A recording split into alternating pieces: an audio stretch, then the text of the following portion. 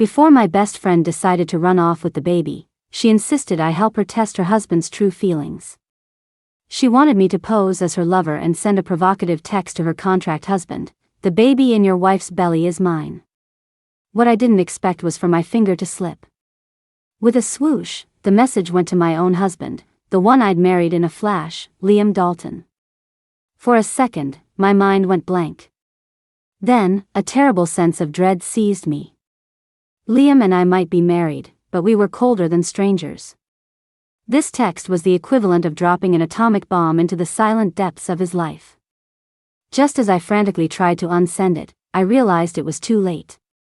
My heart sank to the floor. This time, I'd really screwed up. I stared at my phone, my thoughts a tangled mess. How was I going to explain this? Say it was a prank? Or pull a cliché soap opera plot and claim my phone was stolen? While my brain was short-circuiting, his profile picture, a black void, actually showed a sign of life. A message popped up. It was short and cold, like a poisoned dagger. Liam, who? Just one word, but it hit me with the force of a thunderclap, piercing my heart right through the screen. I jumped, then forced myself to type back with a calmness I didn't feel, "Sorry, sent to the wrong person." I let out a long breath after hitting send, thinking the storm had passed. I was so naive. That deep-sea black profile picture never responded. The dead silence was more terrifying than a raging tempest. Did he not believe me? Or did he just not care? Or maybe, he couldn't care less. The more I thought about it, the more agitated I got. I tossed my phone aside, deciding to go with out of sight, out of mind. But the moment I turned, I froze. Standing in front of the living room's floor-to-ceiling window was a tall, imposing figure who hadn't been there a moment ago. Liam was home. He was wearing a flawlessly tailored black suit, his back to me as he gazed quietly into the night. He hadn't turned on the lights, and his entire body was cloaked in shadows, like an emotionless statue radiating a forbidding chill. Something was wrong. Very wrong. Liam and I had a business marriage. In the year we'd been married, he came home at 2 a.m. on average, and sometimes not at all. It was only 7 in the evening. What was he doing home? Could it be, because of that text? I swallowed hard, my heart hammering uncontrollably in my chest. I started to say. But he slowly turned around. In the dim light, his deep, bottomless eyes locked onto me with unnerving precision. There was no emotion in them, as placid as a stagnant pool, yet they sent a bone-deep chill through me. "Who were you texting?" It wasn't a question. It was a statement, delivered with the unchallengeable finality of a judge's sentence. My heart clenched. I instinctively hid my hands behind my back and forced what I hoped was an impeccable smile. "Oh, no one. Just a friend. Didn't we have our 3 ground rules when we got married? No interfering in each other's private lives? I'm going to take a shower." I feigned a casual air as I turned and brushed past him. The second I closed the bedroom door, I leaned against it, my legs going so weak I almost slid to the floor. I immediately messaged my best friend, Mia, "Girl, I've made up my mind, I'm getting a divorce too. After it's final, we can find some beautiful, quiet place to raise our babies. You'll be the mom, and I'll be the godmother." Mia called back almost instantly, her voice full of worry. "Ava, are you okay? Liam, he didn't do anything to you, did he? What could he do to me?" I forced a laugh. That man's heart is made of stone. He probably wouldn't even blink if I actually cheated on him. But after hanging up, I couldn't laugh anymore. I'll admit it. What I'd said was half out of anger, and half, for my own benefit. Because the distance between me and Liam was more than just a cold piece of paper. It was a woman named Stella. She was his childhood sweetheart, the person everyone in our circle assumed would be the future Mrs. Dalton, the untouchable girl of his dreams. I once stumbled upon a file locked in the deepest drawer of his study. It was a detailed dossier on Stella, documenting every step of her life, from birth to the present day. At the end of the file, in his own handwriting, was a single line: "Stella, my guiding light." It was in that moment I truly understood that in this sham of a marriage, I was nothing but an irrelevant outsider. A year ago, I got drunk and stumbled into his room by mistake. The next morning, our parents cornered us at the door, took one look at the messy bed, and Liam's grandfather sealed the deal on our marriage right then and there. To this day, I can still remember the icy, piercing look Liam gave me, as if I were something filthy and disgusting. After the wedding, he avoided me like the plague. If I got even a little too close, he would instinctively frown and back away. In our entire marriage, aside from that one orchestrated accident, there was also that time 3 months ago, when I got drunk at a class reunion. Unfortunately, both critical times, I blacked out. All I could do was lie awake on countless nights, trying to savor the memory of his legendary, statue-like abs based on hazy recollections. The more I thought about it, the angrier I got, a fire rushing straight to my head. Since he didn't love me and didn't care about me, why should I stay faithful to him? I picked up my phone again, opened the most popular booking app, and bought an $8,888 VIP package for a top-tier male review club. Under add-on services, I checked the box for 10 connoisseurs. So what if he has great abs? I'll just pay to see all the abs I want.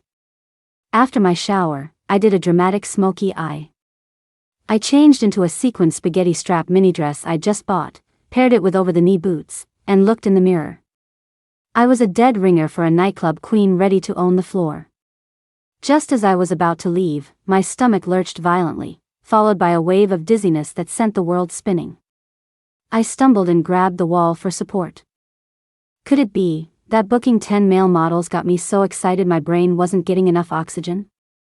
As I was joking to myself, the bedroom door creaked open. Liam's tall frame appeared in the doorway.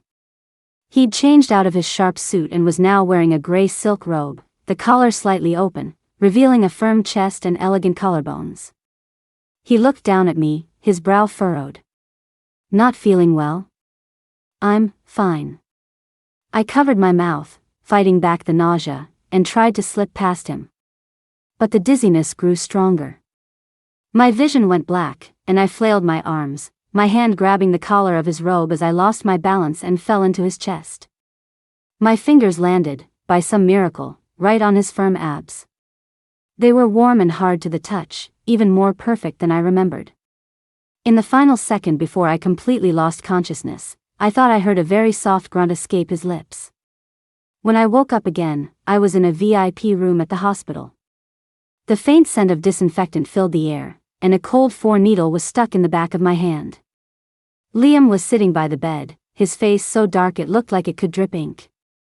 The doctor, however, was beaming at me. "Mrs. Dalton, congratulations. You're 10 weeks pregnant. You need to get plenty of rest. If Mr. Dalton Sr. hears this wonderful news, he'll be ecstatic." I stared, wide-eyed, feeling as if I'd been struck by lightning. Pregnant? I was pregnant? "Mrs. Dalton, why do you look so pale? Are you feeling unwell somewhere?" The doctor asked with concern, then turned to Liam. "Mr. Dalton, your wife is pregnant. This is when she needs nutrition and companionship. You can't keep focusing all your energy on work." I instinctively looked at Liam. He was looking at me, too. His gaze was complex, probing, with a hint of a coldness I couldn't decipher. Our eyes met, and I felt a profound sense of guilt. That one time, 3 months ago. It had actually hit the jackpot on the first try. In that moment, a million thoughts raced through my mind. This baby couldn't have come at a worse time. Would he believe the baby was his? Especially after I'd sent a text like that? Despair washed over me. Liam remained silent, and the air in the room was suffocatingly tense. It wasn't until the doctor mentioned calling his grandfather to share the good news that Liam finally spoke, his voice void of emotion. "It's only 10 weeks. It's not stable yet. Don't tell my grandfather for now." That sentence was a knife twisting in my heart. Not stable. The subtext was that this baby could be gone at any moment. He really didn't want this child. Or rather, he didn't believe this child was his. The ride home was agonizing. I frantically texted Mia, I'm in deep trouble. I'm pregnant. I'm coming to your place now, please be home. Message after message went unanswered. I switched to searching for guides on how to get a quick divorce and run away with a baby. The second Liam's car stopped in front of the house, I bolted upstairs, opened my laptop, and started drafting a divorce agreement. After a solid hour of research, Mia's call finally came through. Her voice was weak and hoarse. Ava, what's wrong? What kind of trouble are you in? I recounted the roller coaster events of the past 2 days. I'm a pretty well-known jewelry designer, after all. Once we're divorced, I'll go abroad, work hard, and support you and both our kids, I said, planning our future. Mia and I came from the same social circle and were seen as arch rivals growing up. That all changed in high school when my family hit a financial crisis. I was being bullied by my classmates, and she was the first one to stand up for me. Our relationship thawed after that. We've been inseparable best friends ever since. But, is Liam just going to let it go? Mia asked cautiously. I clutched my phone tightly, my lips moving, but no sound came out. I was in love with Liam. Deeply, deeply in love. In my senior year of high school, I rejected the class president, and he cornered me by a dirty ditch in the alley behind the school. He spat at me viciously, I only chased you because your family was rich. It was a favor to you. Now that your family's about to go bankrupt, you still have the nerve to act so high and mighty? He tried to force me to be his girlfriend, threatening to make me soak in the ditch until I reeked. Just as I hit my lowest point, Liam appeared. He was like a beam of light, cutting through the darkness above me. He pulled me out of that foul-smelling ditch, not caring at all that I was covered in mud and filth. He not only went with me to the police but also used his connections to force the class president to publicly apologize to me in front of the entire school. In the darkest, most depressing time of my life, he was the only warmth I had.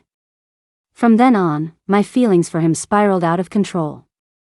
We slept together, so I didn't lose out, I said to Mia, forcing a smile. You're still my favorite person. I'm happiest when I'm with you. We can push our strollers side by side while we go grocery shopping.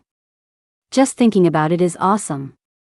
I got more and more excited, intentionally raising my voice. Not like Liam, who I never see. What's the point of being handsome and having a great body? He doesn't deliver. I let out a cold laugh. Twice a year. All show and no go. I'm definitely divorcing him. Crash. A sharp sound came from the doorway. I whipped my head around to see Liam standing there.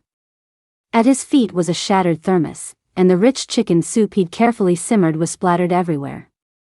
The thick broth had splashed onto the cuffs of his expensive, handmade suit pants, looking particularly messy. Ava, honey, why did you stop talking? What happened? Is Liam there? Did he lay a hand on you? I'm buying a plane ticket back right now. Mia sounded frantic on the other end of the line. My heart skipped a beat. I'm fine, don't worry. I quickly hung up and hid my phone behind my back. Liam was still frozen in the doorway. His thin lips were pressed into a tight line, his eyes glinting with a cold, dark smile. You want a divorce? You wish. With a distinct grinding of his teeth, he turned and called downstairs to the housekeeper, Mrs. Davis, the master bedroom is a mess. Come up and clean it. Mrs. Davis, our housekeeper, rushed up the stairs. Seeing the mess, she wrung her hands in distress. Oh my, sir, how could you be so careless? This is the chicken soup you spent over an hour making. Was it too hot to hold? I told you I'd bring it up, but you insisted on doing it yourself. Now look, all that effort wasted. And look at your hand, it's all red. Mrs. Davis's chattering snapped me out of my shock. This soup, Liam made it himself? For the baby in my belly? The next second, Liam's phone rang. He answered, his voice instantly reverting to its usual cool tone. Okay, I'm on my way. After hanging up, he glanced at me and started to leave. I don't know where I found the courage, but I stepped over the broken glass, rushed forward, and blocked his path with my arms outstretched. Did I say you could leave? Since you heard everything, let's get this straight. I'll have the divorce papers drafted by tomorrow. You can sign them before you go see your precious sweetheart. Our housekeeper, Mrs. Davis, stared in horror. She quickly cleaned up the mess, scurried out with her head bowed, and thoughtfully closed the door behind her. Reason. Liam's voice was as cold as ice. Because you're a twice-a-year man. I mimicked the venomous female villains from TV shows, a mocking smile on my face. Some guys can go more than twice in one night. Liam tossed the soup-stained suit jacket onto the floor. With his well-defined fingers, he slowly undid the top 2 buttons of his shirt, revealing his elegant collarbones. He advanced on me, step by step. If that's the reason. He shot his hand out, grabbing my wrist and pinning me against the wall. His voice was impossibly hoarse. I can change that. It was 10 at night. This time, I wasn't drunk. Neither was Liam. The veins on his temples pulsed as he braced his hands on either side of me, trapping me completely. His hot breath fanned across my face. Ava. He said my full name. Then, a storm of fierce, possessive kisses rained down on me. My palms grew slick with sweat. My hand uncontrollably crept up to his waist, my fingertips just barely grazing the hard lines of his abs. Liam let out a muffled groan. And then, he actually stopped. Just as things were heating up, it all came to a screeching halt. I have things to do tonight. Behave, and don't provoke me with words like that again. He frowned, forcibly suppressing the desire in his eyes. The emotion flickered and vanished so quickly I couldn't catch it. I can pretend I didn't hear what you just said. So. Even in a situation like this, he could slam on the brakes. And regain his composure in a second. His phone rang again at the most inconvenient time. A bright female voice came from the other end, tinged with a hint of grievance. Liam, I've been waiting at the airport for almost 2 hours, and it's pouring rain. When are you coming? I recognized it. It was Stella's voice. Be right there. Liam hung up, glanced at the suitcase by my bed, and gave a cold command to the butler outside the door. Until I return, no one in this house is to take a single step outside. Outside the window, a torrential downpour raged, punctuated by flashes of lightning and rumbles of thunder. Without a backward glance, Liam plunged into the rain. I watched his resolute back, my heart aching with sharp, stabbing pains. In the end, he still chose Stella over me. My phone screen suddenly lit up. It was my burner account, the one posing as my mysterious lover. I'd received a message from Liam. Liam, is 10 million enough? Liam, I can add more if it's not. I couldn't figure out his angle. Dude, what are you talking about? Liam, take the money and get out of her life. Don't ever appear in front of her or the child again. He really had misunderstood. He truly believed the baby in my belly belonged to someone else. Better to rip the band-aid off. I took a deep breath and typed out a message, I love her. You can't just buy me off. Ava and I are in love.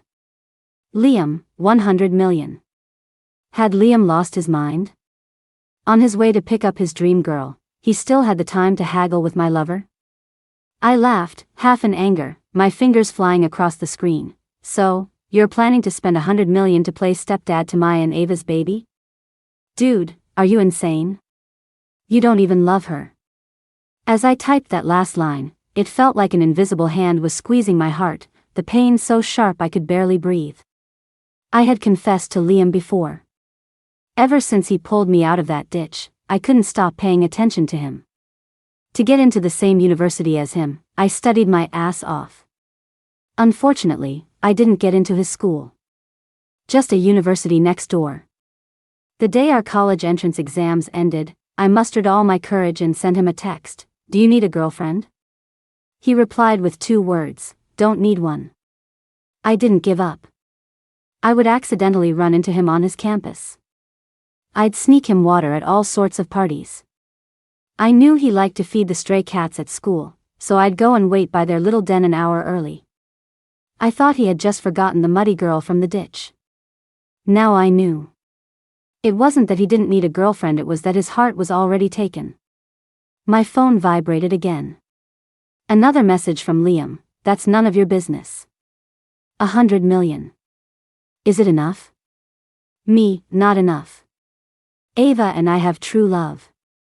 True love is priceless. Liam, she doesn't love you. Those 4 words were like a needle stabbing my heart, instantly igniting my competitive spirit. I scrolled through my photo album, found a few pictures of me and Mia from a trip we took back in the day, and sent them all to him. Me, that's hilarious. Look how happy 18-year-old Ava was with me. Me, I've known her since we were 18. The fire in her eyes when she looks at me is all the proof of her love I need. You two should just get a divorce and go your separate ways. On Liam's end, the screen showed typing, for a full 5 minutes, but ultimately, nothing came through. I couldn't be bothered with him anymore. I turned off my phone and gently stroked my flat stomach. Liam has such good genes. Even if we divorce, having his baby around doesn't seem so bad. Liam didn't come home that night. The next day, on my burner account, I saw Stella's new social media post, 3 years apart. "I've missed you so much." The picture showed 2 steaming cups of coffee, with the suite of a high-end hotel in the background. Rage shot through me.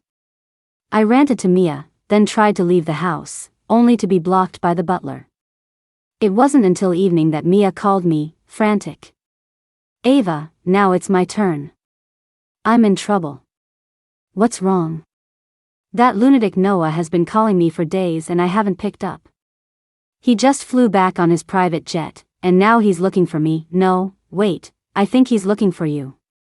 Mia's husband, Noah, grew up abroad.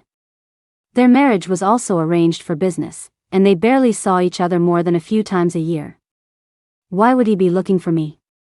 Before I could finish, I heard a man's furious roar from the front door. "Open up. I'm looking for Ava. Ava, help me. You have to swear you've never seen me. I don't want to see him. If he asks if I'm seeing someone else, just say yes." Mia hung up abruptly. Noah practically forced his way in. The butler couldn't stop him and had to scramble to call Liam.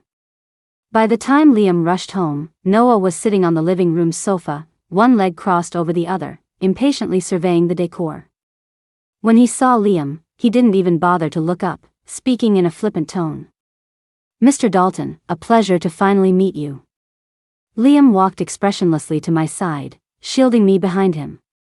His voice was cold enough to freeze water.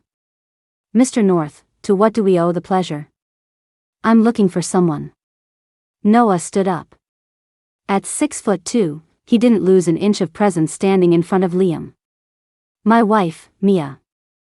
I heard she's a guest here, and I've come to take her home." Liam's brow twitched as he glanced at me. Steeling myself, I followed Mia's script. "You must be joking, Mr. North.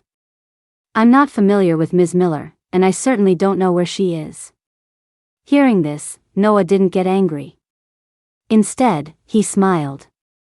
He walked around the sofa and approached me, his gaze intense. "Ms. Collins, let's not play games. I know Mia is here." He paused, then shifted gears. "But I'm here for another reason today, besides finding Mia." He pulled a gold-embossed business card from his pocket and held it out to me. "I hear you're one of the top jewelry designers in the industry. As it happens, my company's high-end jewelry brand is looking for a new chief designer. 8-figure salary, plus global profit sharing. If you say the word, the position is yours." I was stunned. Was Noah trying to poach me right in front of Liam? I instinctively looked at Liam. His face was ashen, the pressure around him dangerously low. "I appreciate the offer, Mr. North," I said, steadying myself and politely declining. But I have no plans to leave my current position. Is that so? What a shame. Noah shrugged, retracting the card without a hint of disappointment. But no matter. My offer stands. When it comes to acquiring the talent I want, I'm a very patient man. He finished with a meaningful glance at Liam, then turned and left as smoothly as he'd arrived. The moment the front door closed, I felt an immense pressure radiating from beside me. Liam grabbed my wrist, his grip so tight it felt like he might crush my bones. You've gotten bold, Ava, he seethed. Learned how to play for the other team while you're still on mine? I didn't. I struggled, wincing in pain. Let go of me. You didn't? He sneered, pulling me into his arms, his hot breath at my ear. Then tell me, what was that look he gave you? What did he mean, acquiring the talent he wants? Was he after you, or the little talent in your belly? Liam had misunderstood. He thought Noah was my lover, here to back me up and humiliate him in the process. I opened my mouth, about to explain. But then I caught a faint, lingering scent of gardenia perfume on him. It was the same brand as the scented candle in Stella's social media post. In an instant, all the words of explanation died in my throat. People change. I lifted my head to meet his crazed eyes, took a steadying breath, and said, word by word, since he's already shown up at our door, you saw it yourself, didn't you? I have someone else now. It's not happening. Liam's voice was terrifyingly dark. His black eyes stared at me, as if he wanted to devour me whole. I would rather die than divorce you. After saying that, he deflated like a punctured balloon and sighed. I'll deal with that poaching asshole. Under the dim light, he ran his tongue over his dry lips. His ears, however, were turning red. You complained about twice a year, right? Well, it can be many times. I can't touch you right now, but I can let you watch. Are you ready? All night long. I watched, all night long. He didn't let me speak, didn't let me move. He just told me to keep my eyes wide open and watch. The air was thick with an unspeakable, feverish tension. He seemed desperate to prove something, even doing 500 push-ups in one go. Liam's stamina was truly astounding. It wasn't until the sky began to pale in the east that Liam finally let me be. He pulled me into his arms, stroked my hair, and his voice was laced with exhaustion and hoarseness. You must be exhausted. Get some sleep. When I woke up again, a loving breakfast he'd made himself was sitting in front of me. To replenish your energy. Pan-seared steak, golden fried shrimp, and my favorite, garlic broccoli. I was suddenly in a daze. This wasn't right. Liam seemed like a different person. While Liam was in the bathroom, I quickly messaged Mia, describing the battle that had taken place at dawn. I think Liam misunderstood about Noah. Mia replied in seconds, that's fantastic. Let's see if they fight. Bestie, you'll have to tough it out for me. Take the heat. It would be great if Liam could beat Noah to a pulp, just as long as he leaves him breathing. Once they've destroyed each other, we can run away together. The plan sounded incredibly tempting. From that day on, Noah really did show up every single day. He stopped talking about poaching me and instead started sending a constant stream of gifts for pregnant women and babies to the house. From newborn clothes to first-year walking shoes, he sent entire shipping containers full. From high-end jewelry to Mia's specific brand of nursing bras and imported baby bottles. He was strangely persistent, standing guard at our gate like a sentinel all day, every day. I stood by the window, taking pictures of the spoils of war Noah sent and showing them to Mia. Mia, I think he's serious this time. From that day on, Liam never went to the office again. He stuck by my side, never leaving me. If I even went to the bathroom, he'd stand outside the door like a bodyguard, waiting. He also bought a whole box of parenting books. The New Mom's Guide, Notes on a Scientific Pregnancy, How to Be a Good Father, Listening to Women, The Greatness of Mothers, the Encyclopedia of Child Rearing. He frantically crammed parenting knowledge, and every day he'd talk to my 11-week-old belly. "Baby, it's Daddy." And he wouldn't miss a chance to throw shade at Noah. "All that stuff he sends is flashy but useless. Can you eat jewelry?" Liam sneered. "All show and no go." The next day, he presented me with a rare, pigeon's egg-sized pink diamond. "This looks better on you. Elegant, generous, and it holds its value." After that, I often stood by the window taking pictures of Noah to send to Mia. Liam got unhappy again. "Stop looking. What's so interesting about some guy? Look at me." He gripped my chin, forced my face toward him, and leaned in close. "You've been having trouble sleeping lately, right? Get on my back. I'll carry you around for a bit, lull you to sleep." I obliged and climbed onto his broad back. Liam's back was solid and gave me a great sense of security. The moment I got on, a wave of drowsiness washed over me. Because I liked Liam, I'd once registered a burner account just to document my secret crush. One of the posts read, "Ah, Liam's back looks so strong. I wish I could just climb on and fall asleep, have him carry me and rock me to sleep." I never thought that wish would come true this way. When I woke up, Liam was gone. But I got a call from Stella. "Ms. Collins, do you have a moment? I'd like to meet with you." Her voice was crisp and pleasant, but carried a hint of unyielding command. I met Stella at a high-end coffee shop downtown. She was even more beautiful than I had imagined. A sleek bob haircut made her delicate features even more striking. Dressed in a tailored white pantsuit, she exuded both feminine charm and the sharp competence of a career woman. She was confident, poised, like a burning flame full of energy. "I heard you're pregnant." She got straight to the point, her eyes falling on my flat stomach. I instinctively covered my belly and nodded warily. She suddenly laughed. Her smile was radiant, but it made me uneasy. "Congratulations. You finally got what you wanted." I frowned, not understanding what she meant. "You don't have to look at me so defensively," she said, taking a delicate sip of her coffee.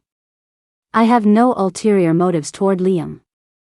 We grew up together, and I've always seen him as a brother." "Is that so?" I raised an eyebrow, clearly skeptical. "You don't believe me?" She put down her cup, took a USB drive from her purse, and pushed it across the table to me. "This has the answers you're looking for." I hesitated for a moment before taking it. "Ava," she said, her smile vanishing as she looked at me seriously, "I know there are a lot of misunderstandings between you and Liam. I asked you here today because I want you to know that he isn't as indifferent to you as you think. He almost didn't make it through that year, all because of you." My eyes flew open in shock. "Because of me?" Stella nodded. "Your senior year of college, you were in that online relationship, right? He locked himself in the lab every day during that time. I heard he cried himself to sleep every night. He'd be crying in a corner of the lab in the middle of the night. He scared a timid younger student so badly she thought the lab was haunted. It's a shame I was already abroad. I would have loved to see that for myself." I was so stunned I couldn't say a word. I had heard about this. But the version I heard was that Liam was heartbroken because Stella had gone abroad. "Liam told me not to tell you any of this. He said to let the past be the past," Stella sighed. "But I don't want to see you two miss out on each other because of these pointless misunderstandings. Once you see what's on this drive, you'll understand." With that, she stood up and left. I clutched the USB drive, my mind a jumble of emotions. The first thing I did when I got home was plug the drive into my computer. There was only one video file on it. When I clicked play, I saw a recording from a party. In the video, Liam was completely wasted. He was red-faced, smiling foolishly at the camera. Yeah, it was me crying. I miss her. She doesn't want me anymore. How could she do this? She flirts with me and then takes no responsibility. Is she some kind of player? But I don't care if she's a player. Can't I just let her be my sugar mama? Then he slumped onto the table and started sobbing his heart out. That year, on the university forum, I saw endless posts about Stella and Liam. Everyone said they were a match made in heaven. I thought they were really together, which is why I gave up, heartbroken. On that burner account, the one called Liam's biggest fan, I started posting all sorts of dating pictures with different handsome guys. Mia told me, date a few more guys, and you'll realize Liam isn't all that great. At my most extreme, I went through 3 boyfriends in 1 month. All of them were chosen based on Liam's standards. But none of them could compare to him. Trying them out only made me realize Liam was even better. What are you watching? A low voice came from behind me. I jumped, nearly knocking the laptop off my lap. Liam had appeared behind me at some point. His gaze fell on the computer screen. In that instant, for the first time, I saw an expression of pure terror on his face. He lunged forward and slammed the laptop shut. Who showed you this? Stella, I said honestly. Is she crazy? Liam fumed. I'm docking her entire bonus for this year. 10 years. I'm docking her bonus for the next 10 years. Seeing him so flustered and angry, I found it a little funny. Ava, listen to me, I'm not that pathetic. Before Liam could finish, my phone rang. It was Mia, her voice thick with tears. Ava, come save me, Noah found me. I hung up and cut Liam off. I have an emergency. We'll talk when I get back. She had flown back from her island getaway just to support me, and was staying in the hotel right across from our house. I raced to the garage. I slammed my foot on the gas, and the car shot forward like an arrow. In the rearview mirror, I saw Liam's figure hastily chasing after me. Was I seeing things? Was Liam chasing my car on foot? By the time I got to the hotel, Noah was pacing back and forth like a cat on a hot tin roof. When he saw me, he looked like he'd seen a savior and rushed over. Ms. Collins, you're finally here. Please, help me talk to her. She's threatening to go on a hunger strike and won't see me. Then he turned back to the closed door, his voice almost pleading. Mia, honey, open the door and look at me. Your best friend is here too, okay? Since you know I'm pregnant, stop bothering me. My hormones are all over the place, and I can't risk the stress. Mia's voice boomed from inside the room, sounding full of energy. I was relieved. Okay, I won't bother you, but I'm not leaving. I'll just wait here by the door, Noah's voice sounded pitiful. Just as long as you're willing to hear my explanation.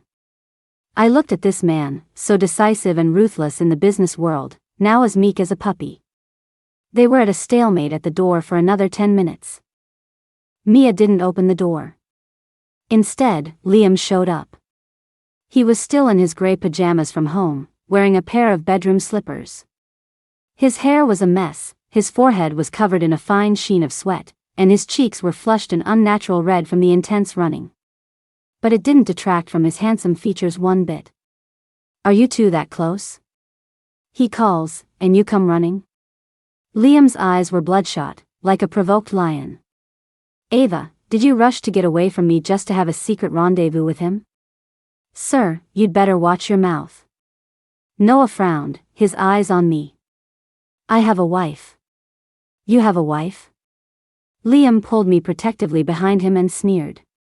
You have a wife and you're still out here trying to steal someone else's? Sir, my wife is in this room. If you keep talking nonsense, I'll sue you for defamation. Just as Noah finished speaking, Liam seemed to remember something. He whipped out his phone and made a video call to my mysterious lover burner account. The phone in my pocket started vibrating uncontrollably. I couldn't even muffle the sound. Ava.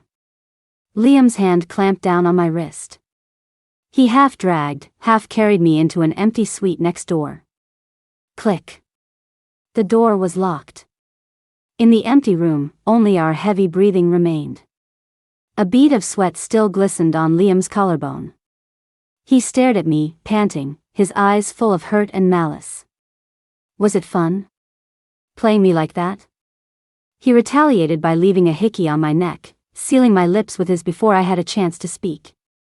When I finally got a chance to breathe, I rushed to say, "Let me explain." "Talk." He stopped, his eyes like a wolf's, locked on me. It was all a misunderstanding. Who knew I was pregnant too?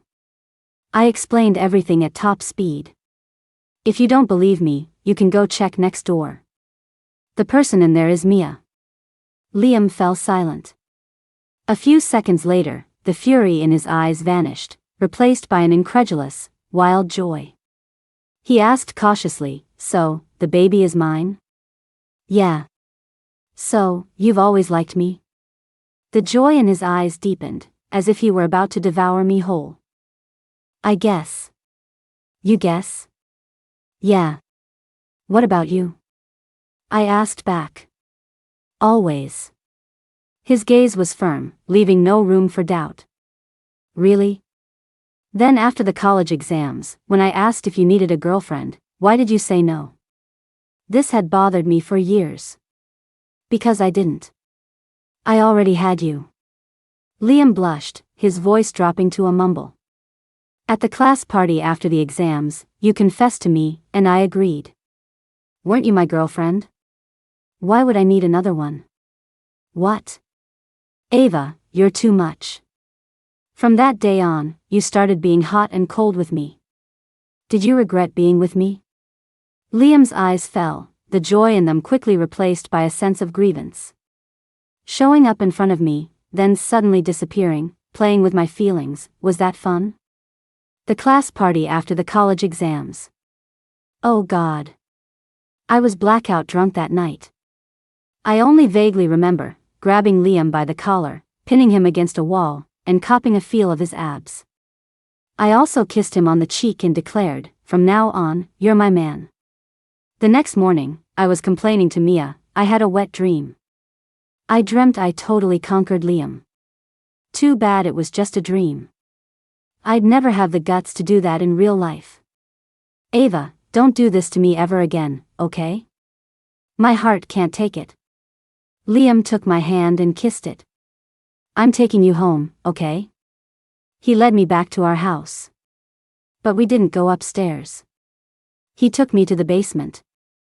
I had always thought the basement was just for storage. But when Liam turned on the light, I realized it was a completely different world. It was a secret jewelry design studio. All sorts of professional equipment I had never even seen before were neatly arranged.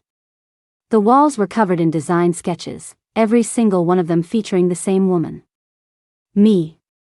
16-year-old me from my middle school graduation photo. 18-year-old me from my high school graduation photo. 18-year-old me, covered in mud after he rescued me from the ditch.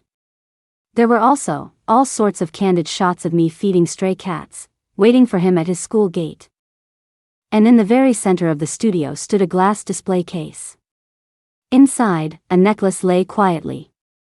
Its design was intricate and exquisite, clearly the work of a master. The pendant was a pigeon's egg-sized pink diamond, sparkling brilliantly under the light.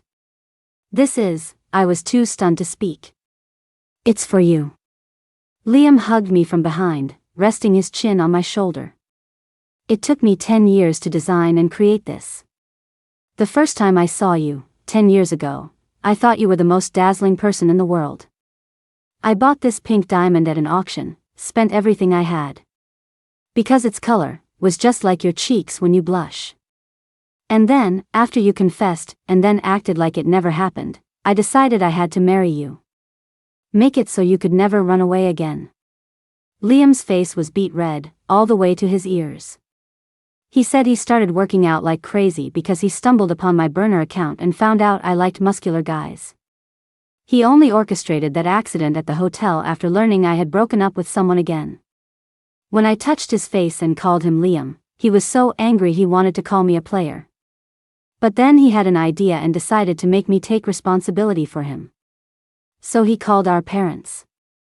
Who knew that after they actually got married, he was the one who chickened out, so scared of coming home that he might leave a bad impression on me. Then he found out I liked money and started desperately trying to earn more, thinking he could use it to tie me to his side forever. What about you and Stella? The school forums all said you two were together. In the basement, I couldn't help but ask. Those were all rumors. I funded her because I saw her talent. She's a rare find, and investing in her promised a high rate of return. Liam frowned at the mention of Stella. And as it turns out, my investment sense was right. I paid a fortune to bring her back from overseas this time, and she dared to show you that kind of video. No, I should just fire her. What if she has other videos? The more Liam thought about it, the more he felt it was a bad idea. He picked up his phone to make a call. I grabbed his hand. Don't be rash. Talent should be cherished. The night was quiet. Liam was finally tired. He leaned in and whispered in my ear, "From now on, no more drinking. You forget things when you drink. And no more talk of divorce. I'm begging you." That night, I slept more soundly than I had in a long time. 7 months later, Mia and I gave birth to our babies on almost the same day. Liam and Noah, 2 rookie dads, were run ragged by the 2 little ones every day. Stella came to visit, too. She secretly slipped me a hard drive. "Ava, take your time with this. I've deleted everything on my end. He really, really loves you." But Liam caught her in the act. He kicked Stella out and furiously gave HR a direct order: transfer her. Transfer her to Africa, immediately. Then he turned back to me, looking pitiful. "Honey, it's all ancient history. There's nothing worth seeing, don't look, okay?" I opened the video right in front of him. TSK. It was a completely different side of Liam. "I never knew you had it in you." He let out a frustrated laugh and scooped me into his arms. "I have another side too. Honey, I've been holding back for a year and a half. It's finally time to eat." What a shame. Such a top-tier set of abs. Only now do I get to truly enjoy them. But, well, there's always tomorrow.